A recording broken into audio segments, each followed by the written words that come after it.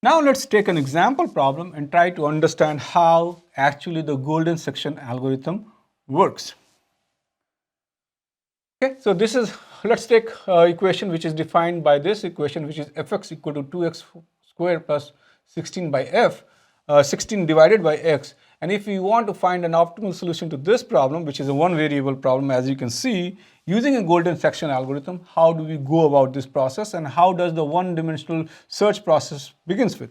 Now recall, what you need to do is, first, in order for you to solve this problem, you have to start with bounding this function. And this is exactly what we focused in the last lecture, or lecture 5, where we basically discussed methods like Swan's method. So you can use a Swan's method to find a bounding. And that bounding in the overall framework that we have, right, will essentially give me the values of A and B that we have been describing as in our example problem. So if we have this fx, right, and x, we need to start with some bounds a and b where the overall solution lies. Let's say the overall solution lies here. We need to have a bound a and b where we know that the solution is bounded between a and b itself, right? So we will use a Swan's algorithm to first of all get this initial values of a and b, or which we are alternatively describing as x lower and x upper. That will be defined by a bounding algorithm like Swan's, and then we will essentially sample x1 and x2 points between it, and then we will reduce interval depending upon whether we fall in case 1 and case 2. So that is what we are going to do. So let's get started with overall approach, which is starting with the bounding algorithm itself. And this portion essentially connects the last lecture with this lecture, where we start with the bounding algorithm to bound the function, which gives me the value of a and b, or x lower or x upper, in the golden section algorithm. And then on to that, we use the golden section search algorithm to exactly locate the optimal solution. Okay, so if we have this initial starting point 1, what we will do is we basically will use a Swan's method to find out the bounds a and b, or x lower and x upper, and then we will use the golden section algorithm to solve between 5%. And what this 5% is something that I will describe in a little bit. This is called, uncertainty bound or the ratio bound, and this is essentially, the termination criteria that we can use to terminate the algorithm, right? And this is something that we discussed in a little bit, which is also important. And this is an important concept in any iterative optimization scheme, where that you are doing iterations and you are changing the values of x1 and x2 iteratively. The question is, when do you terminate and when do you stop the algorithm? And criteria like this could be used to stop the algorithm and converge on the overall solution. And that's the second important concept in an optimization algorithm, that we have first your iterative schemes to iteratively move between solution, and the second, we have some conditions in which this iterative scheme is stopped. Okay, so let's see how we can use Swan's method to solve for this problem.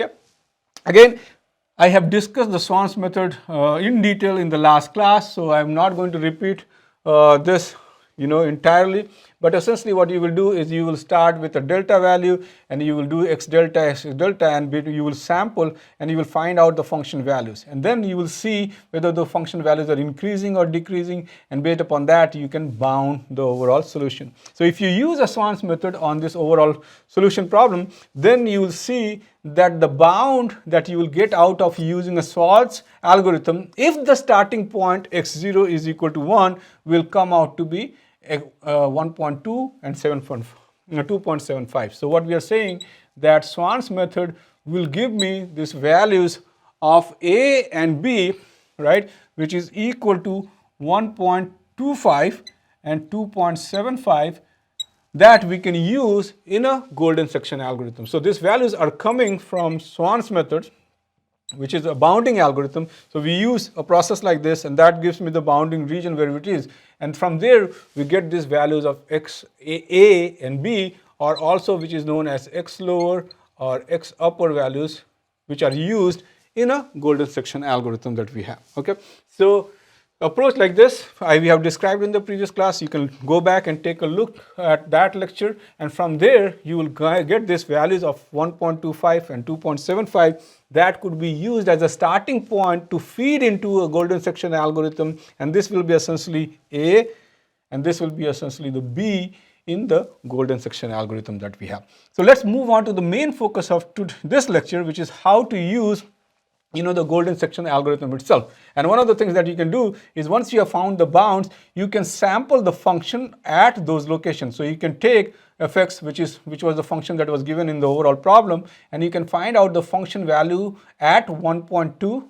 which is fx1, and the function value at x2, which is 2.75, and you will see that the function values or the function samples will come out to be 15.925 and 20.94318. And these function samples are also useful because we need to compare the function values to move to the left or right, or reduce the interval to the left or right in the overall golden section algorithm. So let's move on to the actual golden section algorithm, and how this golden section algorithm will take the initial bound that has been identified by the Swan's algorithm and then continue to solve the actual optimization problem. And recall, I want to stop and say that typically one variable optimization problem, there are two steps. Step 1, you have to use a bounding algorithm to locate the bound where the solution lies, and step 2, you have to use an actual algorithm to find the solution within that bound. And in the context of the problem that we are talking right now, Swan's method is being used to find the bound A and B, and then the golden section method is being used to essentially identify the actual location of the optimal solution. So let's move on.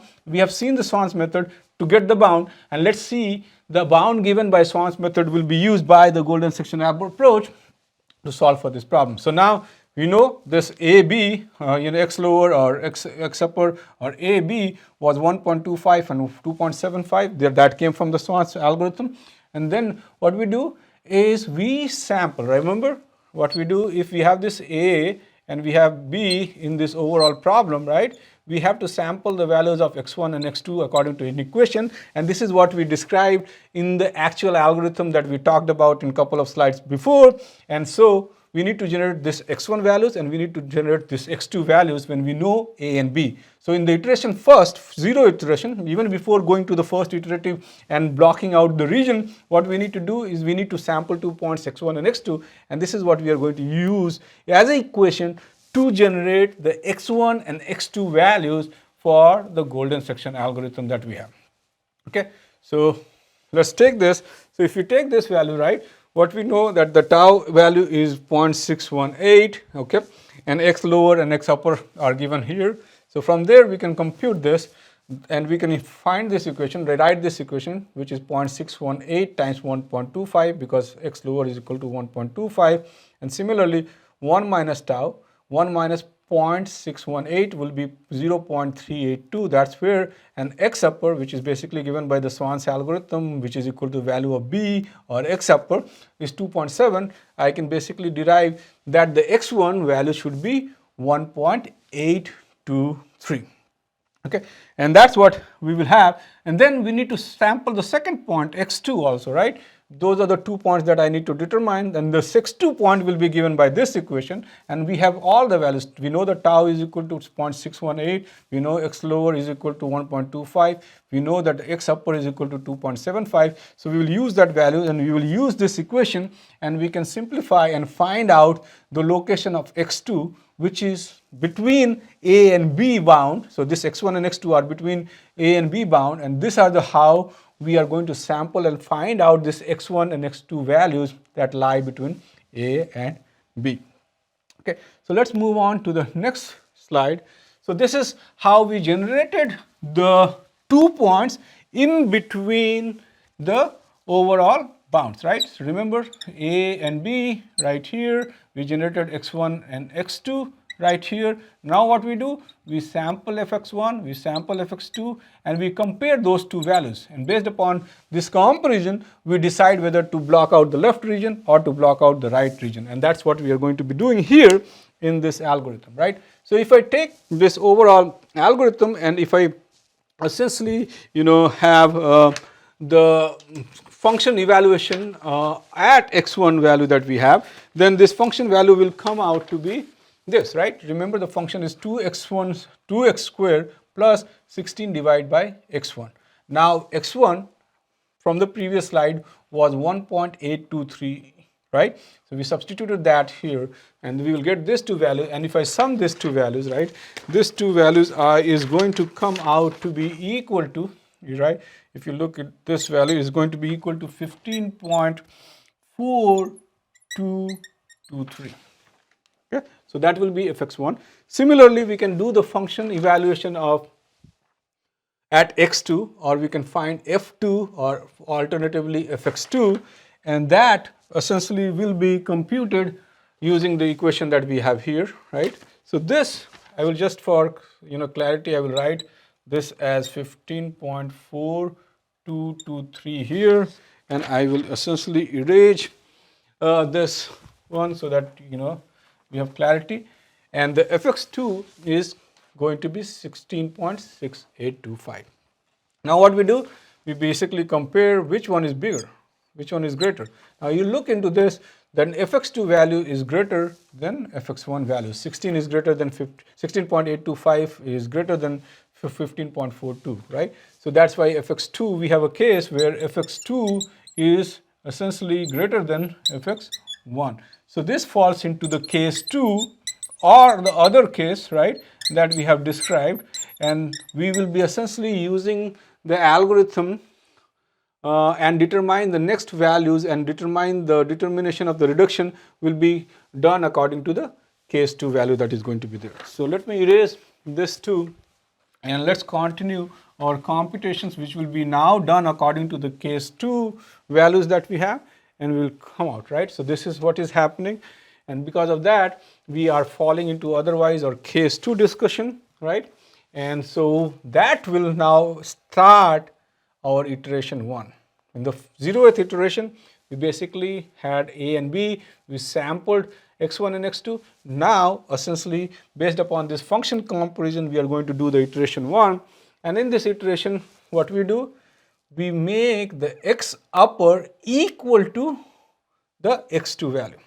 Remember, in case 2 we basically reduce, in the case 2 we block out this region and we move left, and so what we do, x upper is essentially set equal to x2, and x2 was what in the previous iteration, 2.177, and so according to this case, in this iteration the x upper value will be substituted, and that will be found equal to 2.177. okay. The f upper value will be this function evaluation, which is already done, so we will store that value. Okay. Now what we do is we make the x1 value, that is here, that is equal to x2. So if you look into the previous iteration, it was 1.823, that was x1 value, right? But after switching case, we know this case, we allocate this value and make that value equal to x2.